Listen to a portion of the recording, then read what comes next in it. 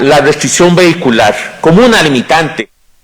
La gente pudiera desplazarse a los comercios, a los centros de servicio, etcétera, y en el momento en que se comprometió el gobierno a unificar la restricción vehicular, no lo hizo así para los cantones que en aquel momento estábamos en naranja. Obviamente esto fue como un engaño para los comerciantes y los mismos consumidores, y esto también paralelamente estuvo muy influenciado por la solicitud expresa que en su momento le hiciéramos al Ministerio de Salud o a la entidad que tuviera los estudios respectivos que demostraran que la restricción vehicular era un factor importante y determinante para el control del COVID-19. A la fecha de hoy, lamentablemente, ni la Municipalidad de Escazú, ni la Defensoría de los Habitantes, ni muchos otros actores que han pedido esos estudios, los han recibido. Por el contrario, lo último que vimos en medios de comunicación fue las declaraciones del Ministerio de Salud aceptando que en Costa Rica no tienen ningún estudio para justificar la efectividad de la restricción vehicular. Ante la sordera del Estado y ante su falta de apertura para negociar en estos temas, nos vimos obligados a acudir a la asesoría jurídica para encontrar un camino efectivo para poder llegar a suspender ya en definitiva la restricción vehicular que tan poquito ha aportado a la pandemia, por no decir que ha aportado negativamente, obligando a las personas que pueden transportarse de manera segura a sus trabajos, a sus oficinas, a realizar sus compras, sus citas médicas, etcétera, etcétera, obligándolos a hacerlo en bus y no de una manera segura en sus vehículos, aglutinando paradas de buses, saturando el transporte público, en fin, todo lo que ya ustedes han visto y han conocido. Entonces, ya el Tribunal Contencioso Administrativo, hoy hace 8 días exactamente, notificaba su resolución en cuanto ordenaba cesar los efectos, evidentemente como corresponde con una medida cautelar provisionalmente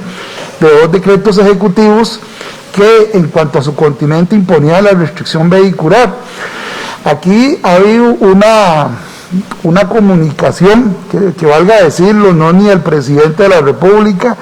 no es ni siquiera del ministro de Salud, es de un ministro de Comunicación, que inclusive entiendo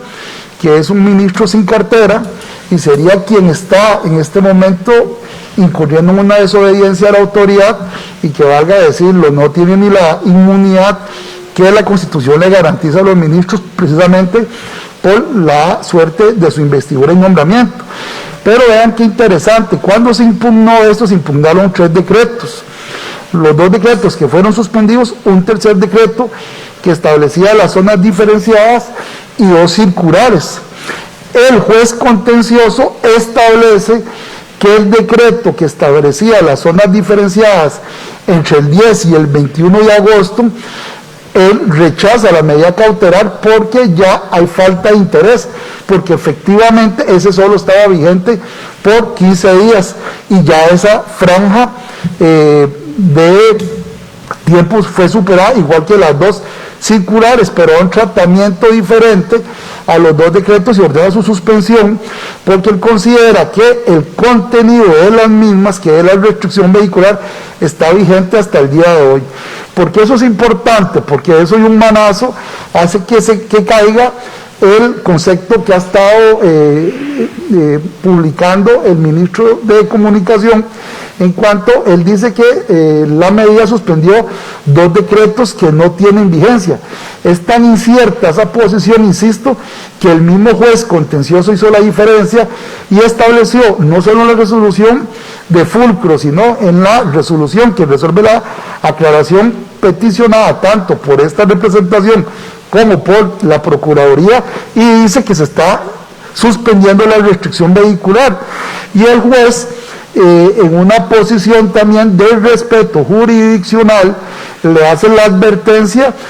a todas las partes que lo que él resuelve está al día de hoy incólume y debe ejecutarse, y que si no se ejecuta, el que incumpla va a quedar incurso en un delito de desobediencia. Insisto, esto es importante porque la resolución del juez es meridianamente clara. Aquí las interpretaciones que está haciendo, insisto, el ministro de Comunicación o Información, porque